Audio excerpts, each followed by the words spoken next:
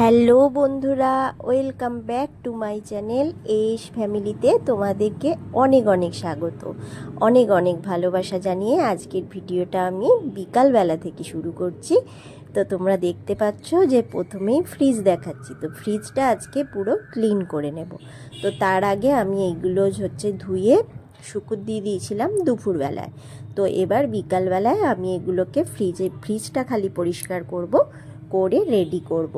তো এই যে দেখতে পাচ্ছ ভিম লিকুইড জেল নিয়েছি, নিয়ে এই যে একবারে ব্রাশ দিয়ে একটা যেই দাঁত মাজা ব্রাশ পুরনো, সেই ব্রাশ দিয়ে এই যে গার্ডারের জায়গাগুলো ময়লা হয়ে গেছে সেইগুলো পরিষ্কার করে নিচ্ছি। কারণ কি বলতো, আমার গোটা ঘর বাড়ি একটু টুকটুক করে পরিষ্কার করতে হবে। কারণ এক সপ্তাহ আমার জেনি অসুস্থ থাকার জন্য আমাদের ঘরে কাজকর্ম, খাওয়া দাওয়া সেই ঠিক মতন কোনো কিছুটাই হয়নি।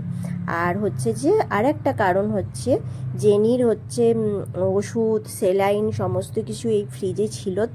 তো সেই কারণে ফ্রিজটা ভালো করে ক্লিন করে নেব। আর যে তারপর সন্ধে দেব।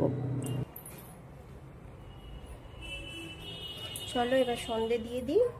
সন্ধে দিয়ে তারপরে যে ফ্রিজটা গোছাবো, খেয়ে নেব। মেয়েও কলেজ থেকে চলে এসছে, তো তারপর ফ্রিজ গোছাবো। চলো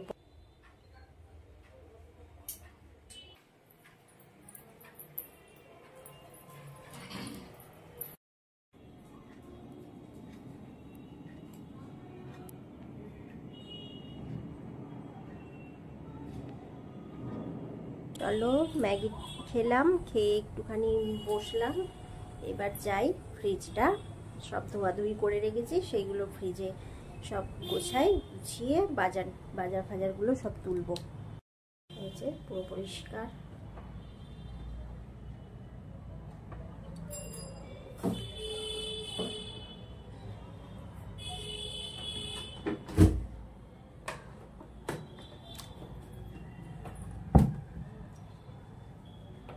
পুরো ফ্রিজটা পরিষ্কার করা দেখাতে গেলে ভিডিওটা অনেকটা বড় হয়ে যাবে আর তোমাদের ভালোও লাগবে না। তো সেই কারণে পুরো ফ্রিজ পরিষ্কার করাটা দেখাইনি। এই যে এইখানটা কি দিয়ে পরিষ্কার করেছি তোমাদের তো দেখিয়ে দিলাম। আর গোটা ফ্রিজটা আমি কি করি বলো তো, প্রথমে ওই ভিম লিকুইড জেল দিয়ে ভালো করে সাবান দিয়ে নিই। তারপরে 2-3 বার যেই জলটা দিয়ে মুছি, সেই জলটা হলো লেবু আর ভিনিগারের রস, সেইটা দিয়ে জলটায় মিশিয়ে ভালো করে পরিষ্কার করে নিই। আর এই চিলি ট্রেটা আগে রাখলাম, কারণ ফ্রিজটা বন্ধ করেছিলাম তো বরফ জলগুলো পড়ছিল। আর ডিপ ফ্রিজটা পরিষ্কার করিনি, এমনি পরিষ্কারই আছে। কারণ ওতে মাছ আছে এখন, তো সেই কারণে ডিপ ফ্রিজটা আর পরিষ্কার করা হয়নি। আর এইগুলো সব দুপুরবেলায় আমি একদম ভালো করে ধুয়ে জল ঝরতে দিয়ে রেখেছিলাম। এবার এগুলো যে যার জায়গায় সে তার স্থানে পরিয়ে দিচ্ছি। পরিয়ে দিয়ে তারপর সমস্ত জিনিসপত্রগুলো ফ্রিজে সাজিয়ে নেব। আর কালকের ব্লগে তো দেখেছিলে যে দোকান করা হয়েছে প্লাস বাজার করা হয়েছে। তো একদম আমি সমস্ত কাজ করে উঠতে পারছি না, কারণ এই এক সপ্তাহে আমরাও অনেকটা শরীরটা আমাদের খারাপ হয়ে গেছে, প্লাস ঘরদোর নোংরা হয়ে গেছে। তো সেগুলো আস্তে আস্তে আমি এক একটা করে ক্লিন করব আর তোমাদের সাথে সেই ব্লগগুলো শেয়ার করব। তো চলো, তোমরা যে যেখান থেকে আমার ব্লগটা দেখছো, আশা করছি তোমরা সবাই বেশ ভালো আছো। আর আমার ভিডিওর এই পর্যন্ত যারা আছো তাদেরকে আমার মনের অন্তঃস্থল থেকে অনেক অনেক ভালোবাসা, বড়দের অনেক অনেক প্রণাম। আর ভিডিওটা যারা আজকে নতুন দেখছো, ভিডিওর কোনো অংশ যদি ভালো লেগে যায় তাহলে প্লিজ চ্যানেলটা সাবস্ক্রাইব করে আমার পাশে থেকে যেও। আর যে যাদের না ভালো লাগবে তারাও কিন্তু ভিডিওটা দেখতে দেখতে আশা করছি তোমাদেরও ভালো লেগে যাবে। আর তোমাদের এক একটা কমেন্ট, এক একটা লাইক আমাদেরকে অনেক দূর এগিয়ে নিয়ে যেতে পারে। তোমাদের সামান্য সামান্য কিছু জিনিস, সেটা আমাদের কাছে অসামান্য, যারা ইউটিউবে ব্লগ করে। আর এই ব্লগগুলো করতে কত পরিশ্রম হয় হয়তো তোমরা বুঝতে পারো না, যারা ব্লগ করো না। কিন্তু তোমরা যদি দেখে তোমাদের যদি ভালো লাগে, তোমরা যদি কমেন্ট করো, আমাদেরও ভীষণ ভালো লাগে। আর এই যে এইগুলো সব ধুয়ে দিয়েছিলাম, তো সব জায়গা মতন পেতে দিচ্ছি। আর এই বাস্কেটটা এখন ঢোকাবো না, বাস্কেটটা একদম সবজিগুলো ভালো করে তুলে একবারে বাস্কেটটা ভেতরে ঢুকিয়ে দেব। এখন পুরো পরিষ্কার হয়ে গেছে ফ্রিজটা, যেহেতু যতই হোক ওই সেলাইন ইঞ্জেকশান ফ্রিজের মধ্যে ছিল, সেই ফ্রিজে খাবার দাবার রাখা হবে, তো সেই কারণে ভালো করে না ওয়াশ করে নিলে মানে আমার ঠিক মন শান্তি হচ্ছিল না। তো সে না হলে আমি 15 দিন এরম ছাড়া ফ্রিজটা পুরো পরিষ্কার করি, আর প্রত্যেক দিন একবার করে মুছে নিই। তো আমার ফ্রিজে মানে হয়ে গেল এটা 9-10 বছরের ফ্রিজ, কিন্তু কোনো গ্যাস গন্ধ কিচ্ছু নেই।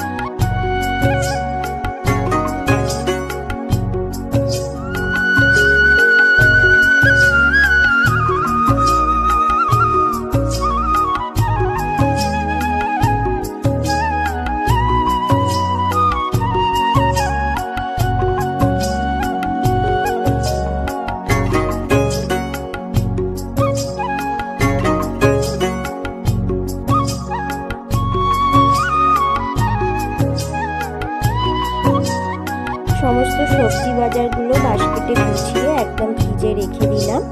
আর এবার যা সমস্ত ফ্রিজের এই জায়গাগুলোয় থাকে, তো সেইগুলো সমস্ত কিছু ভালো করে মুছে নিলাম, ভিজে কাপড় দিয়ে মুছে নিলাম। মুছে এবার সব যে যার জায়গায় সেটা রেখে দিচ্ছি, কারণ পুরো পরিষ্কার হয়ে গেল, তাহলে আমার কাছ থেকে মনের শান্তি। তো এই যে এখানে যে কোয়াশটা রেখে দিলাম, তারপর কাসুন্দিটা রেখে দিলাম, ভিনিগার রাখলাম। তো এরকম যা কিছু এই যে বিরিয়ানির যে সমস্ত জিনিস, সেই সমস্ত জিনিস রাখলাম। রেখে এবার যে কাঁচা লঙ্কার ডাঁটিগুলো ছাড়িয়ে যেরমভাবে ফ্রিজে রাখি, এরমভাবে ফ্রিজে রাখলে খুব ভালো থাকে 1 সপ্তাহ। আর এই যে ধনেপাতা কাঁচের শিশিতে রাখলেও 1 সপ্তাহ খুব ভালো থাকবে, নষ্ট হবে না। আর আদা রসুনও যদি তুমি ফ্রিজে রাখো তো তোমার পুরো টাটকা থাকবে। আর 1 কিলো কড়াইশুঁটি কেনা হয়েছিল, সেইগুলো বসে বসে সমস্ত ছাড়ালাম, ছাড়িয়ে কন্টেনারে করে এখন ফ্রিজে রেখে দেব, তাহলে কি হবে, পচবে না। আর এরপর আমি যে রান্নাটা বসিয়ে দেব।